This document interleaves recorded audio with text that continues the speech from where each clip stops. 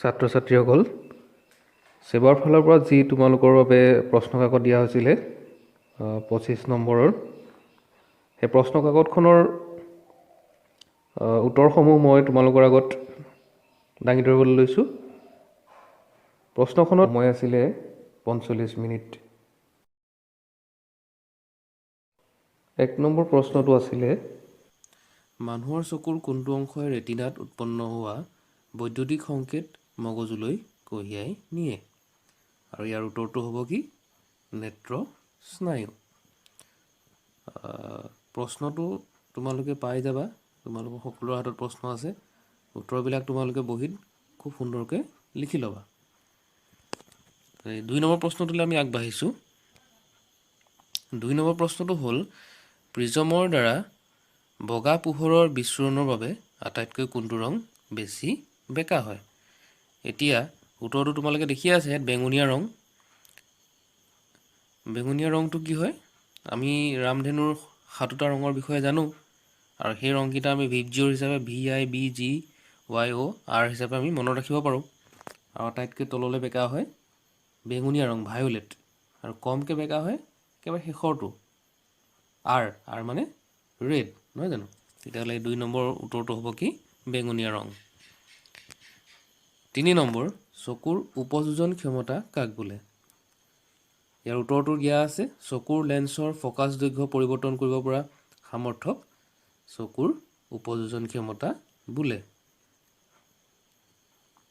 4 number প্ৰশ্নটোলৈ আগবাঢ়োঁ। পোহৰৰ বিক্ষেপণ কাক বোলে? লগতে আৰু এটা কুৱেশ্যন ইয়াত দিছে, মহাকাশ যাত্ৰীসকলে আকাশখন কিয় আন্ধাৰ দেখা পায়? পোহৰৰ বিক্ষেপণ আৰু বিচ্ছুৰণ দুটা আছে, তোমালোকে এইটো খেলি মেলি নকৰিবা। ইয়াত তোমালোকক বিচ্ছুৰণ সোধা নাই, বিক্ষেপণ সুধিছে। এতিয়া প্ৰথম টুকুৰা প্ৰশ্নটোৰ উত্তৰ কি হ'ব? যে যি প্ৰক্ৰিয়াৰ দ্বাৰা বায়ুৰ বিভিন্ন কণিকাবোৰে আপতিত পোহৰৰ ৰশ্মি শোষণ কৰে আৰু ইয়াৰ চাৰিওফালে বিভিন্ন দিশত বিকিৰণ কৰে, সেই প্ৰক্ৰিয়াকে পোহৰৰ বিক্ষেপণ বোলে। আৰু বিচ্ছুৰণটো বেলেগ আকৌ, বিচ্ছুৰণটো তোমালোকে পাছত পাবা। ইয়াৰ পাছৰ টুকুৰা উত্তৰটো কি আছে? মহাকাশ যাত্ৰীসকলে আকাশখন কিয় আন্ধাৰ দেখা পায়? এতিয়া আমি সকলোৱে জানো, পোহৰৰ বিক্ষেপণ হ'বৰ কাৰণে কি লাগে? বায়ু লাগে, নহয় জানো? মহাকাশত বায়ু আছে জানো? নাই। মহাকাশত যিহেতু বায়ু নাই, গতিকে তাত পোহৰৰ কোনো ধৰণৰ বিক্ষেপণ ঘটিব নোৱাৰে। আৰু যেতিয়াই পোহৰৰ বিক্ষেপণ নঘটে, তেতিয়া কি হয়? মহাকাশচাৰী এজনে আকাশখন নীলাৰ পৰিৱৰ্তে ক'লাহে দেখা পায়। পৃথিৱীত যিহেতু বায়ুমণ্ডল আছে, ইয়াৰ ওলোটা প্ৰশ্ন হ'ব পাৰে কেতিয়াবা।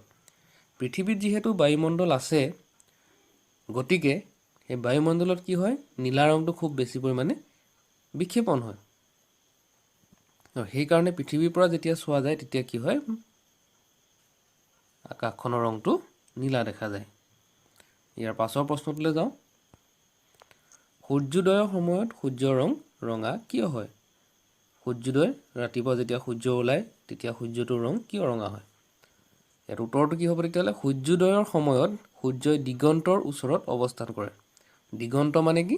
দিগন্ত মানে দিশৰ অন্ত, মানে একেবাৰে দিশৰ অন্ত। অসমীয়াত তোমালোকে সন্ধি ভাঙিলে পাবা এইটো।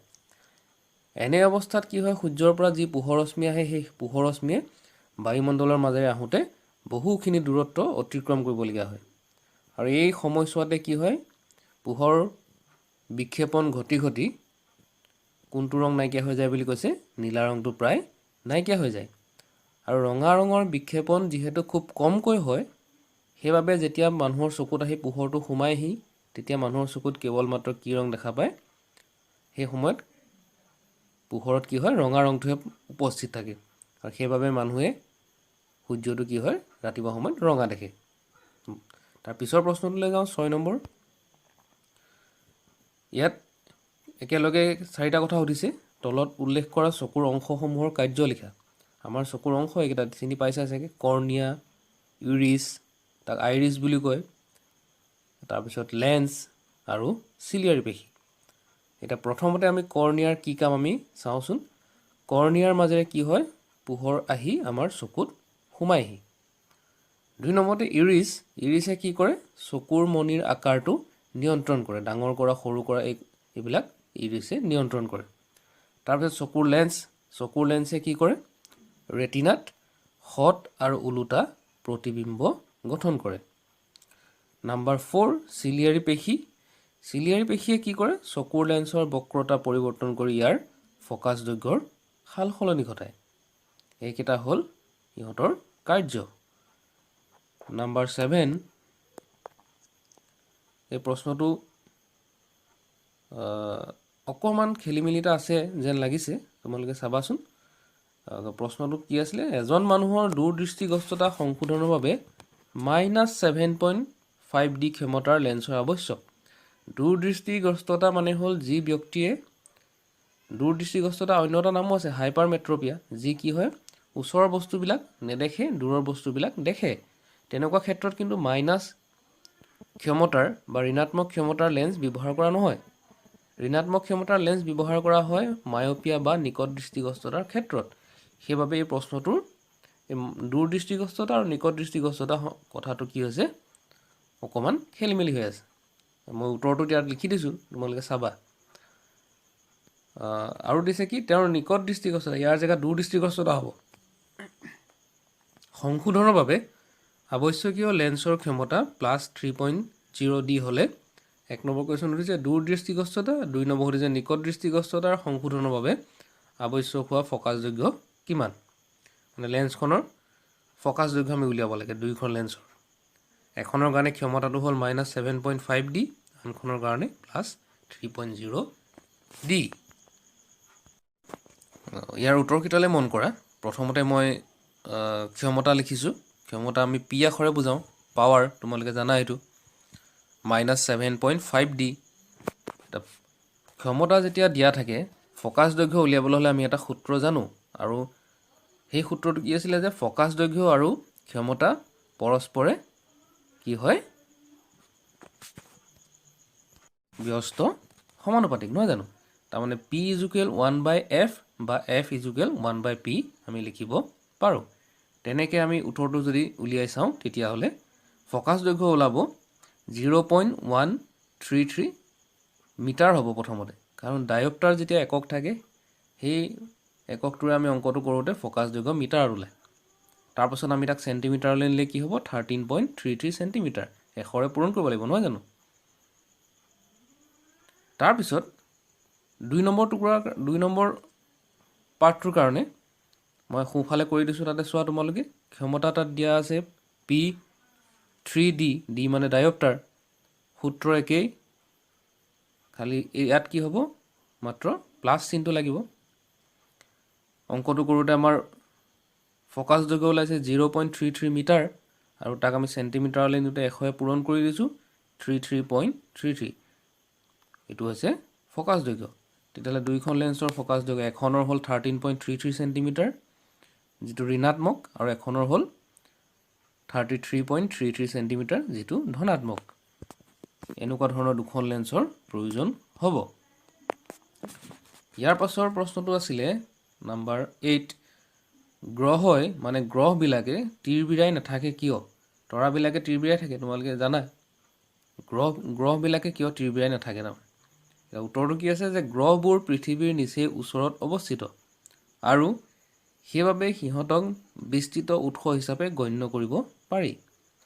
যদি এটা গ্ৰহক পোহৰৰ বহুতো বিন্দুৰ উৎসৰ সমষ্টি বুলি ধৰোঁ, তেন্তে সকলো বিন্দুৰ পৰা আহি আমাৰ চকুত সোমোৱা পোহৰৰ পৰিৱৰ্তনৰ গড় মান 0 হয়, আৰু ই তৰাৰ তিৰবিৰণি প্ৰভাৱ নস্যাৎ কৰে।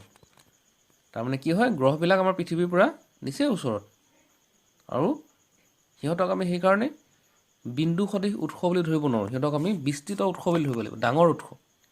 আৰু তেনেকুৱা এটা উৎসৰ পৰা পোহৰ আহিলে কি হয়, তিৰবিৰাই থকা যেন নেদেখি।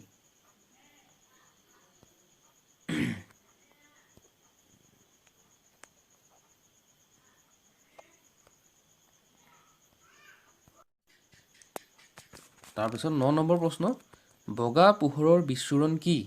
অকণমান আগত মই কৈছিলোঁ যে বিক্ষেপণ তোমালোকে পাই আহিছিলা আগত, এবাৰ বিচ্ছুৰণ পাইছা।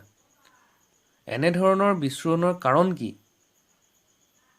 কাঁচৰ প্ৰিজমৰ দ্বাৰা হোৱা বগা পোহৰৰ বিচ্ছুৰণৰ ৰশ্মিচিত্ৰ অংকন কৰা। এতিয়া প্ৰথম পাৰ্টটোৰ উত্তৰটো হৈছে বগা পোহৰৰ বিচ্ছুৰণ কি? সেই প্ৰশ্নটোৰ উত্তৰটো হৈছে কি? বগা পোহৰক যদি আমি 7টা বেলেগ বেলেগ ৰঙৰ উপাংশলৈ পৃথক কৰিব পাৰোঁ তাকে বগা পোহৰৰ বিচ্ছুৰণ বুলি কোৱা হয়। কাৰণ আমি জানো যে বগা পোহৰত 7টা ৰং সোমাই থাকে। কাৰণ তোমালোকে ৰামধেনু দেখিছা, ৰামধেনুৰ ৰং 7টা আৰু সেই গোটেই 7টা ৰং লগ লাগি এই বগা পোহৰ সৃষ্টি হয়। এই বগা পোহৰক যদি আকৌ সেই 7টা ৰঙলৈ ভাগ কৰিব পাৰোঁ তেতিয়া তাকে কোৱা হয় পোহৰৰ বিচ্ছুৰণ। 2 নম্বৰ তাৰ পাছৰ অংশটোৰ উত্তৰ কি? এনেধৰণৰ বিচ্ছুৰণৰ কাৰণ কি সুধিছে। প্ৰিজমৰ মাজেৰে পোহৰ ৰশ্মি যেতিয়া পাৰ হৈ যায় তোমালোকে কিতাপত পাবা কি হয়, আপতিত ৰশ্মিবিলাক আৰু নিৰ্গত ৰশ্মিবিলাক দুইটা ৰশ্মিৰ মাজত কি হয়, কিছুমান বিচ্যুতি ঘটে। এতিয়া কৈছে যে প্ৰিজমৰ মাজেৰে প্ৰতিসৰণ হ'লে নিৰ্গত ৰশ্মিবোৰৰ আপতিত ৰশ্মিৰ সাপেক্ষে বিচ্যুতি ঘটে, ইয়াৰ ফলতে বগা পোহৰৰ বিচ্ছুৰণ দেখা যায় বুলি কৈছে। প্ৰিজমৰ চিত্ৰটো চালে তোমালোকে ধৰিব পাৰিবা। এতিয়া কাছৰ মাজেৰে বগা পোহৰ বিচ্ছুৰণৰ চিত্ৰ তোমালোকে চোৱা চিত্ৰটো। ইয়াত কি হৈছে, এইফালে দেখিছা তোমালোকে হোৱাইট লাইট বিম মানে বগা পোহৰ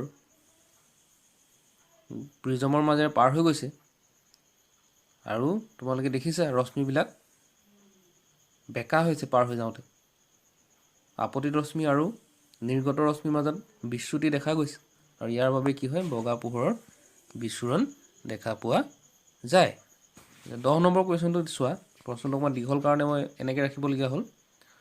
এজন ছাত্ৰই তেওঁৰ পৰা 2.5 মিটাৰ দূৰত্বত ৰখা বৰ্ড এখনত লিখা প্ৰশ্নসমূহ স্পষ্টভাৱে দেখা নাপায়। তেওঁ কোন প্ৰকাৰৰ দৃষ্টিৰ বিকাৰত ভুগিছে? 2 নম্বৰ, ৰশ্মি চিত্ৰৰ সহায়ত ইয়াক উপস্থাপন কৰা।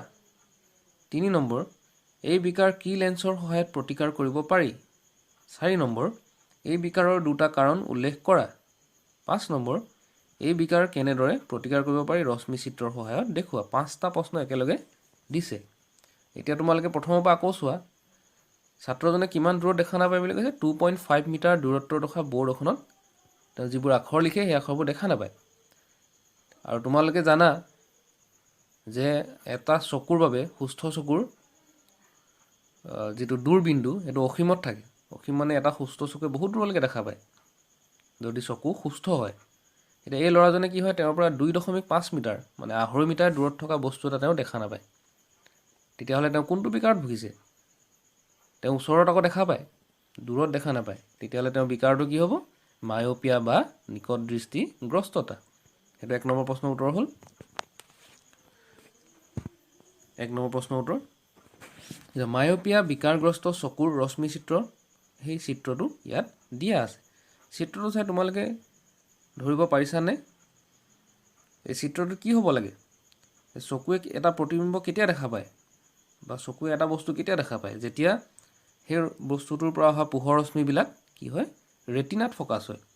ইয়াত তোমালোকে দেখিছা পোহৰ ৰশ্মিবিলাক ৰেটিনাত পৰাৰ আগতেই কটাকটি কৰিছে, মানে প্ৰতিবিম্বটো কি হয়, ৰেটিনাতকৈ আগতেই গঠন হয়।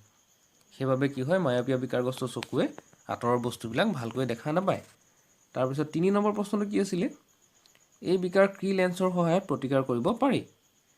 এতিয়া মায়'পিয়া কি বিকাৰ, মায়'পিয়া বিকাৰটো কাৰ সহায়ত প্ৰতিকাৰ কৰিব পাৰি? অৱতল লেন্সৰ সহায়ত, নহয় জানো? অৱতল লেন্স এখন আগফালে ৰাখি চশমা আকাৰে যদি তাক ব্যৱহাৰ কৰা হয় তেতিয়া কি হয়, সেই দূৰৰ বস্তুটো ভালদৰে দেখা পোৱা যায়। তাৰপিছত এই বিকাৰ হোৱাৰ 2টা কাৰণ সুধিছিলে। সেই কাৰণ 2টা কি? 1 নম্বৰ কাৰণ হ'ল চকুৰ লেন্সৰ অত্যাধিক বক্ৰতা। চকুৰ লেন্সখনৰ বক্ৰতাটো খুব বেছি। আৰু 2 নম্বৰ, অক্ষিগোলকৰ দীঘল অৱস্থা। চকুৰ যিটো গোলক সেই গোলকটোৰ অৱস্থাটো বেছি, আকাৰটো কি হয়, বেছি দীঘলীয়া হয়। সেইবাবে এই মায়'পিয়া বা নিকট দৃষ্টিগ্ৰস্ততা ৰোগটো পোৱা যায়। তাৰপিছত সুধিছিলে যে মায়'পিয়াৰ প্ৰতিকাৰৰ ৰশ্মি চিত্ৰ তোমালোকক আঁকিবলৈ দিছিলে। এই চিত্ৰটো তোমালোকে দেখিছা আগফালে এখন লেন্স ৰখা হৈছে। কি লেন্স এখন? অৱতল লেন্স। অৱতল লেন্সখন ৰাখি দিয়াৰ লগে লগে প্ৰতিবিম্বটো দেখিছেনে আগৰ ঠাইত কটাকটি কৰা নাই? আগৰ চিত্ৰটো মই আকৌ এবাৰ দেখুৱাই দিছোঁ। এইটো দিছেনে? আগতে কটাকটি কৰিছিলে ৰেটিনা পোৱাৰ আগতেই। যেতিয়া আকৌ অৱতল লেন্সখন ৰাখি দিয়া হ'ল তেতিয়া কটাকটি কৰিছে ক'ত? চোৱা একেবাৰে ৰেটিনাত। তাৰমানে ৰেটিনাত যেতিয়াই বস্তু এটাৰ প্ৰতিবিম্ব গঠন হয় তেতিয়াই কি হয়, চকুৱে সেই বস্তুটো দেখা পায়। সেইবাবে কি হয়, অৱতল লেন্স এই ক্ষেত্ৰত ব্যৱহাৰ কৰা হয়। ইয়াৰ বিপৰীতো আছে এটা, তাক কি কোৱা হয়, দূৰদৃষ্টিগ্ৰস্ততা বা হাইপাৰমেট্ৰপিয়া। তেনেকুৱা বিকাৰ হ'লে আকৌ ৰেটিনাৰ পাছফালে গঠন হয়। ৰেটিনাৰ পাছফালে গঠন হ'লে কি লেন্স ব্যৱহাৰ কৰিব লাগিব, এইটো উত্তল লেন্স, নহয় জানো? উত্তল লেন্স ব্যৱহাৰ কৰি আমি তেনেকুৱা যিটো বিকাৰ, দূৰদৃষ্টিগ্ৰস্ততা বা হাইপাৰমেট্ৰপিয়া আমি প্ৰতিকাৰ কৰিব পাৰোঁ।